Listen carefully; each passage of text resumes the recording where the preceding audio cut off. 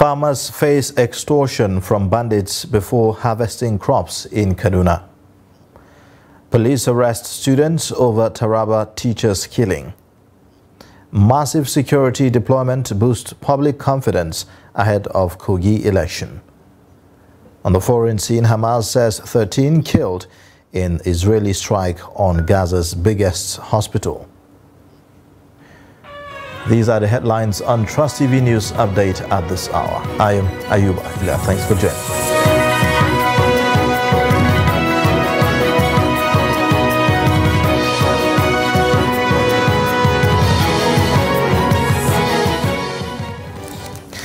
Beginning with security matters, bandits terrorizing Kaduna communities are forcing villagers to pay levies before getting access to their farms to harvest crops. The affected farmers from Kidandang and Galadima villages are being forced, while some in Angwar Falau and Kerawa villages face constant harassment and kidnappings while working on their farms. A source from Kidandang village says that farmers usually pay from 70,000 naira to 100,000 naira before they can harvest their farm produce.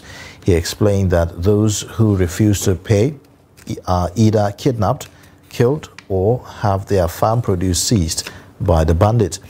Earlier, we spoke to Daily Trust reporter in Kaduna State, Muhammad Yaba, who has an update on the incident.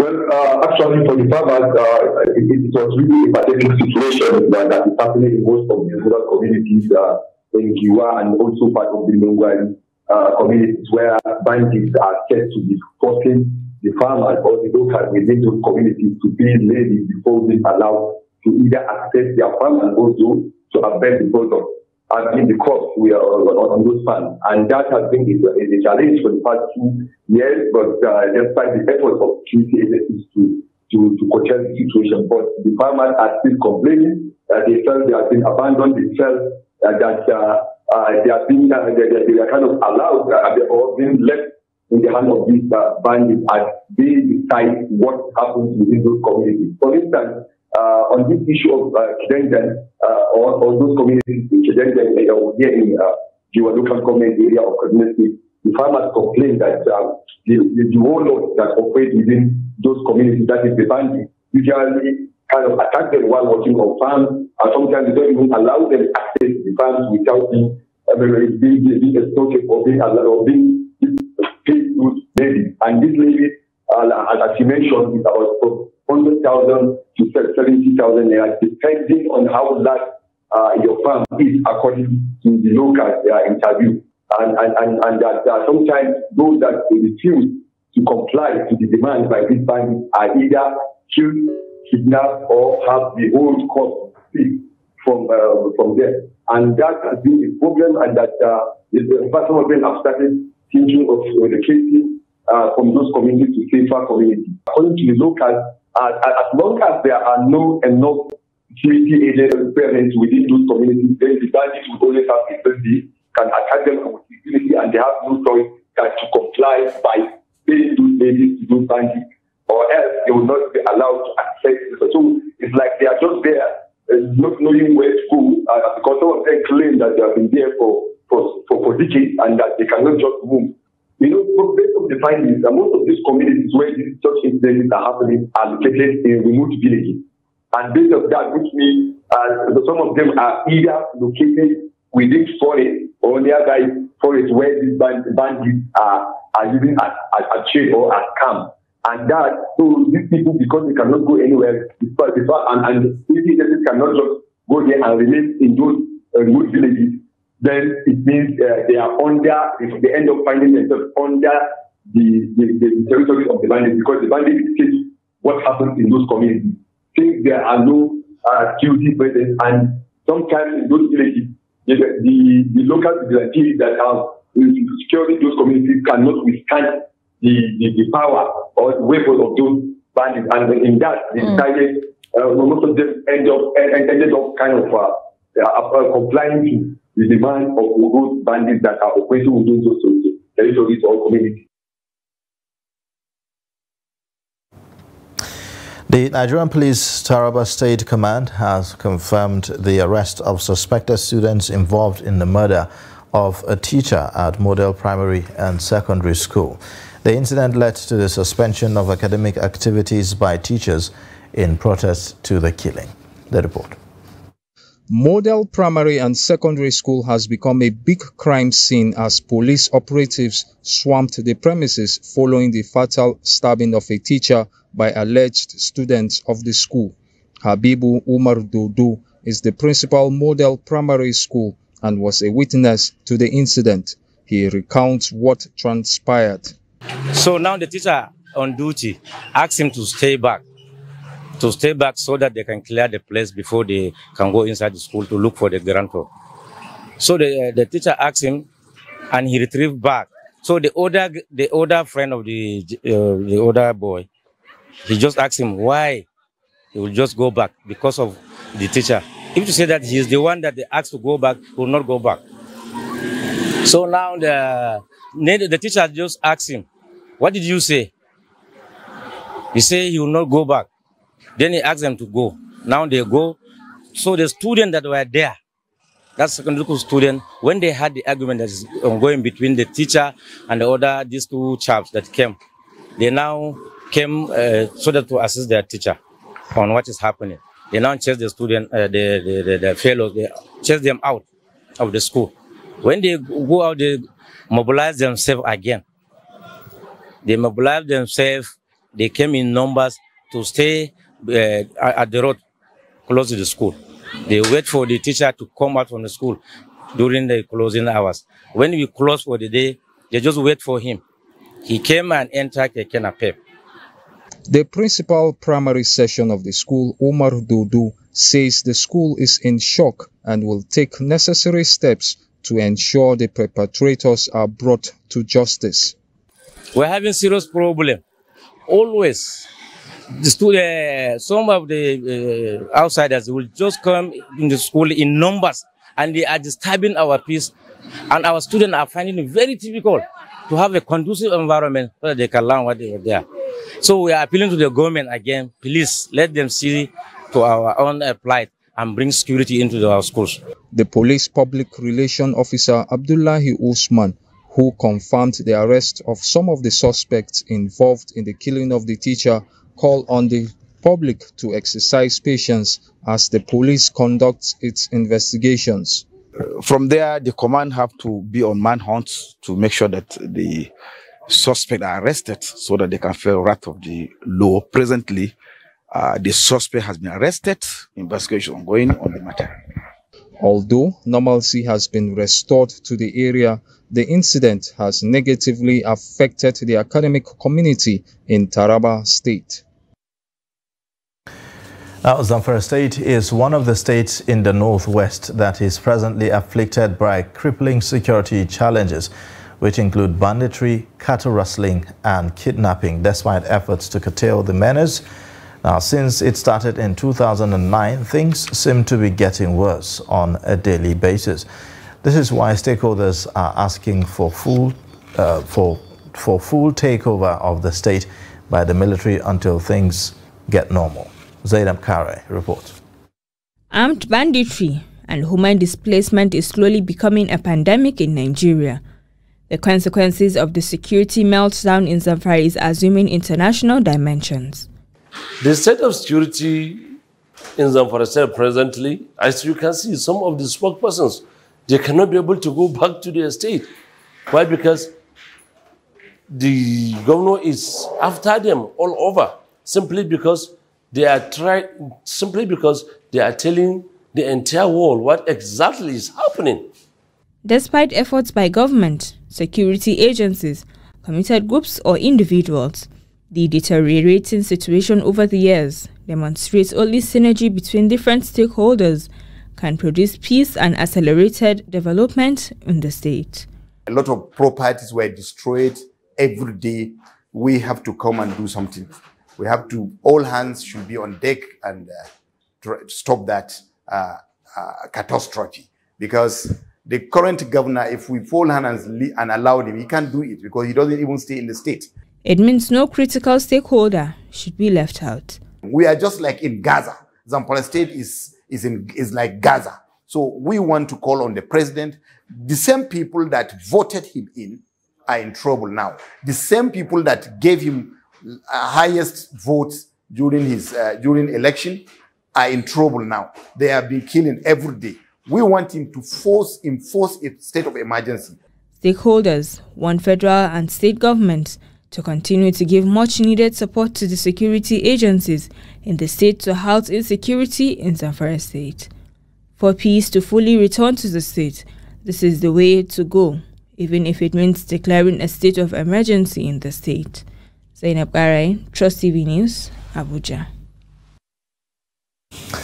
Now, as Kogi prepares for Saturday's governorship election, the executive chairman of Lokoja Council, Muhammad Asabe Muhammad, has reportedly slumped and died. The 33-year-old council chairman was confirmed dead on Friday at a hospital in Lokoja, where he was rushed to after the incident. He was said to have been active, attending series of political meetings all day in preparation for Saturday's governorship election in the state. A family source said that he was rushed to Shifa Hospital, Lokoja, shortly after he collapsed in the house in the late hours of Thursday. The Lokoja LGA Public Relations Officer of All Progressives Congress, Talaba Lakwaja, confirmed the incident in a statement. Meanwhile, the massive security deployment in Kogi, one of the 3 states taking part in the off-circle elections on Saturday, is boosting public confidence despite heightened political tension in the state. Political attacks have dominated the campaigns ahead of what will be a keen contest for the gubernatorial seat. Trust TV's Shafiu Suleiman reports from the state capital, Lokoja, saying that the atmosphere remains upbeat due to security protocols and deployment.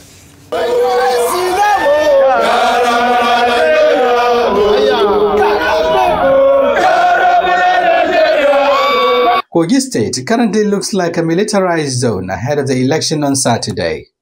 Tensions remain high as police personnel are being deployed across the state to help maintain law and order.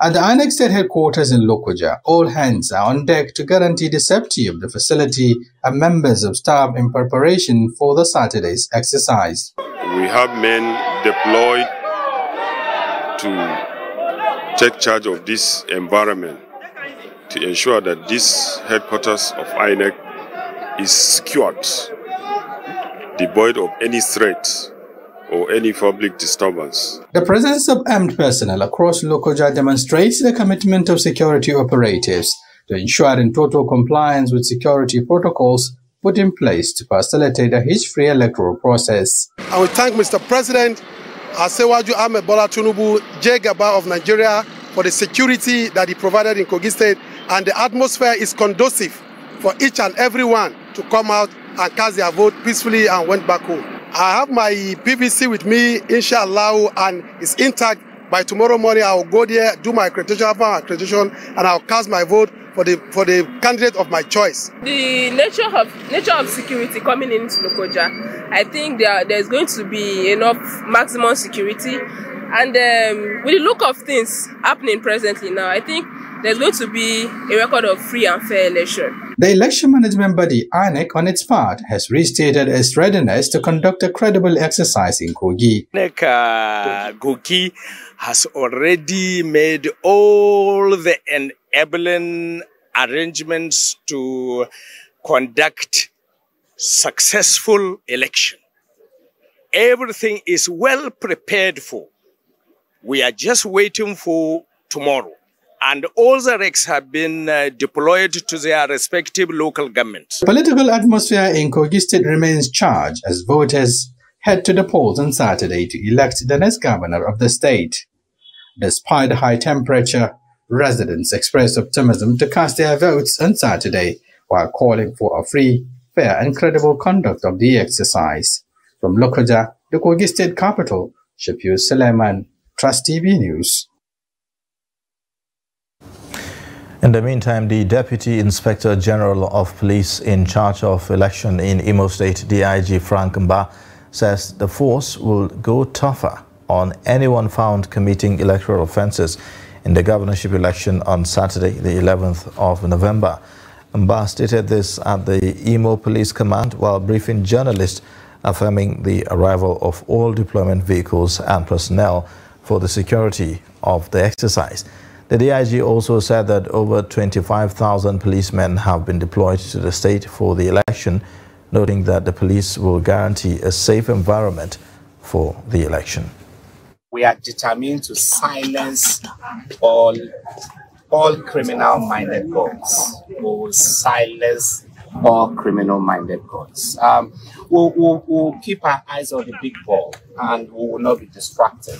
The big ball is to make sure this election, the gubernatorial election in Imo State, is conducted in an atmosphere devoid of violence, devoid of intimidation, devoid of wanton destruction, devoid of arson, devoid of unnecessary assault, snatching of ballot boxes.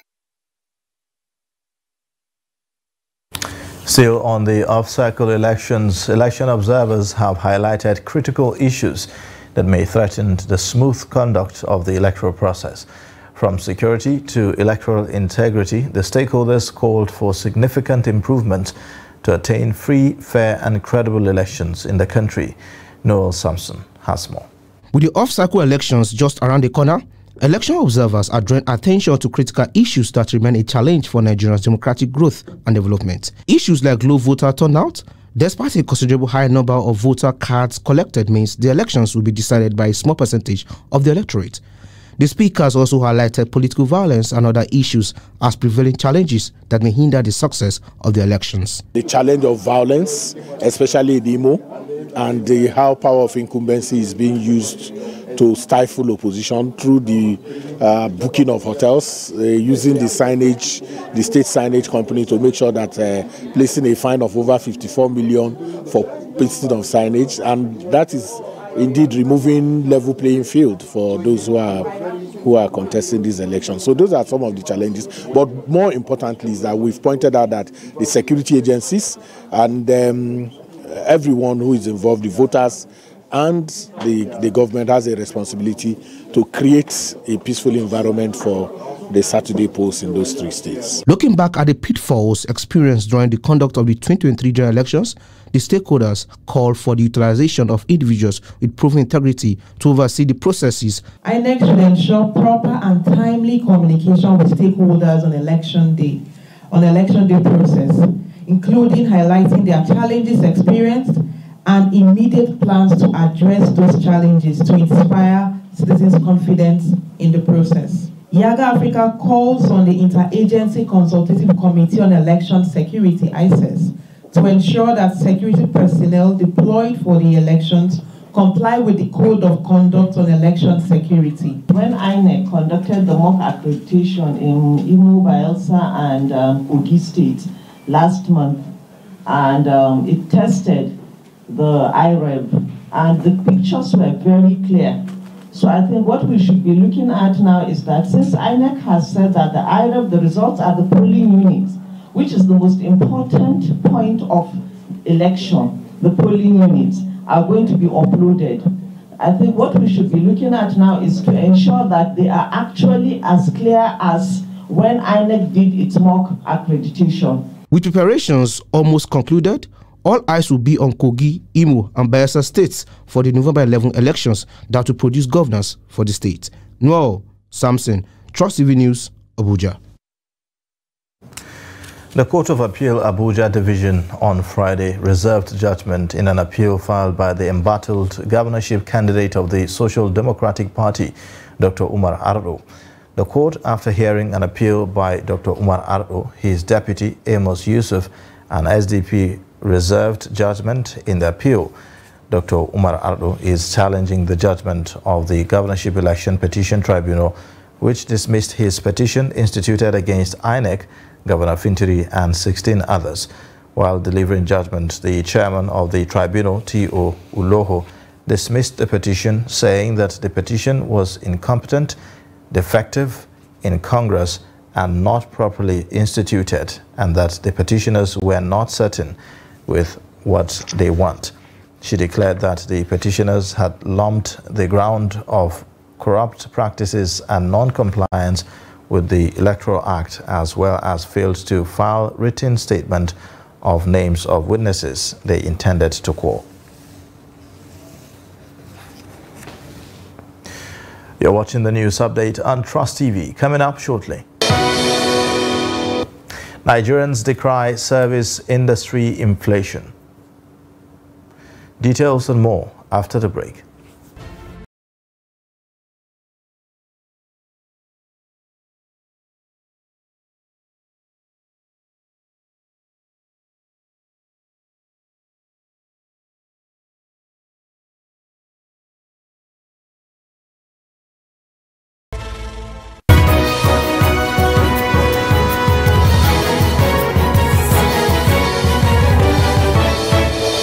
Hello. Welcome back. You're watching the news update on Trust TV. Here's a look at the top stories again. Farmers face extortion from bandits before harvesting crops in Kaduna. Plus, police arrest students over Taraba teachers' killing. In other news, almost a year after it was commissioned, business activities at Nguru Modern Market are picking up as traders troop in from across the country. Trust TV's Idris Jibrin reports that traders remain hopeful despite expressing concerns over the current economic climate affecting patronage and other business activities. His report. Sequel to the successful implementation of the previous National Statistical Master Plan, experts from the 19 northern states and the Federal Capital Territory are here to once again produce a comprehensive framework to provide systematic and coordinated development of statistical activities in Nigeria. For statistical harmony, the MBS is trying to champion a new system, particularly as we are moving into a knowledge economy. Now we are in the knowledge economy. Driving Nigeria's knowledge economy can never happen unless the statistical system is properly situated. According to the National Bureau of Statistics, the strategy is expected to enhance the quality, relevance, and accessibility of statistical data, which is crucial for evidence-based decision-making, policy formulation, and national development planning. We recognize that statistics are more than just numbers. It's not just about producing numbers. They are the voice that narrate our nation's story, inform our decisions, and pave the way for a brighter future for us. Therefore, it is vital that we have a robust strategy to guide the growth and development of the system that produces the statistics that we all rely on in our respective work. The implementation of the new strategy will span from 2024 to 2028 and result in transforming the national statistical system for enhanced global competitiveness across 3 tiers of government. The issue of addressing data advocacy, statistical literacy in the country is coming to the fore.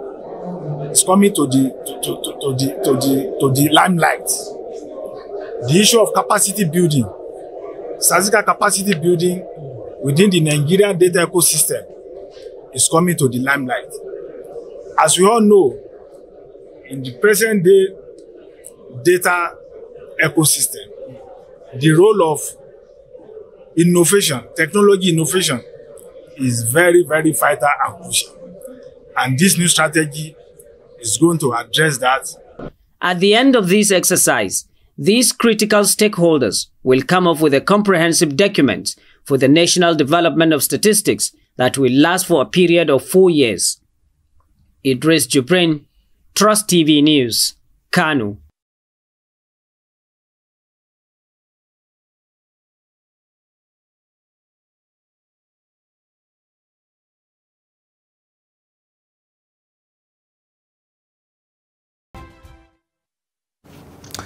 The current cost of living crisis has impacted every aspect of life for Nigerians as inflation continues to bite hard.